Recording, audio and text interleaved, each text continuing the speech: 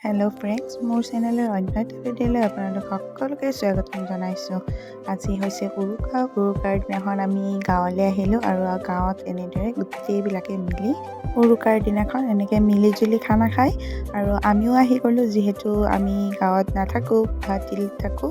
আমি আহি পোৱালে খানা হৈয়ে গৈছিল আৰু এইফালে মানুহখিনিয়ে ঠাণ্ডাৰ আছে যিহেতু জুই পুৱাই আছে আৰু এয়া খানা বনাই আছে এফালে।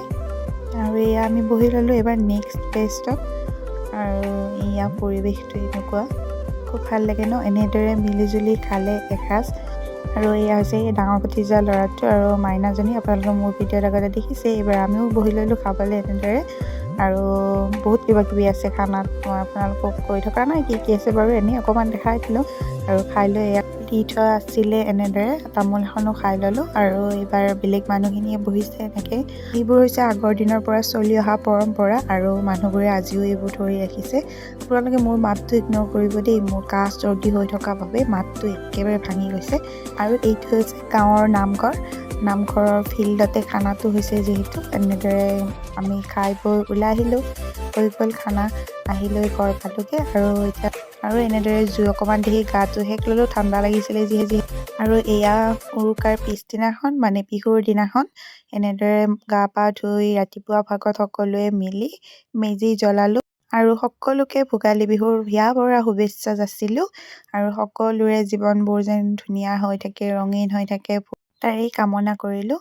আৰু বতৰটো ইমানেই বেয়া আছিলে যে কুঁৱলী পৰিয়ে আছে, খুব ঠাণ্ডা বতৰ আছিলে। এনেদৰে ভগৱানৰ ওচৰত প্ৰাৰ্থনা জনাই আমি বিহুৰ দিনটো আৰম্ভ কৰিলোঁ।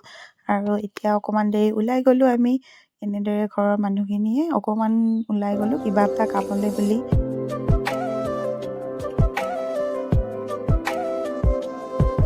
ঘূৰি ৰাস্তাতে আকৌ এখন শ্বপিং মল পালোঁ। শ্বপিং মলখনতে এবাৰ সোমাই লওঁ বুলি ভাবিলোঁ, তাৰ কাৰণে আৰু মাইনাজনীৰ কাৰণে কিবা এটা লওঁ বুলি এনেদৰে সোমাই গ'লোঁ। আৰু এইখিনি হৈছে সান্দহগুড়ি। আপোনালোকৰ ফালে এইবোৰ কৰে নে নাই নাজানো, আমাৰ ফালে বাৰু এইবোৰ দিয়ে, ৰাইজৰ পৰা দিছে এইখিনি সান্দহগুড়িখিনিত জলকীয়া গুড়ি, নাৰিকলৰ পিঠা, তিল পিঠা, নাৰিকলৰ লাডু, তিলৰ লাড়ু, নাৰিকল, জালুকৰ গুড়ি তাত মিলাই দিয়ে। এনেদৰে সেই গুড়িটো তৈয়াৰ কৰা হয় আৰু খাই খুব টেষ্টি লাগে। আৰু এয়া ঘৰত এইকেইটাই এনেদৰে বদমাছ কৰি আছে। আমি আহিছোঁ এয়া পথাৰলৈ আৰু এয়া পৰিৱেশটো চাওকচোন কিমান ধুনীয়া, কিমান ভাল লাগে। এখন ৰাতিৰ বাবে মাংস বনাই আছে এনেদৰে।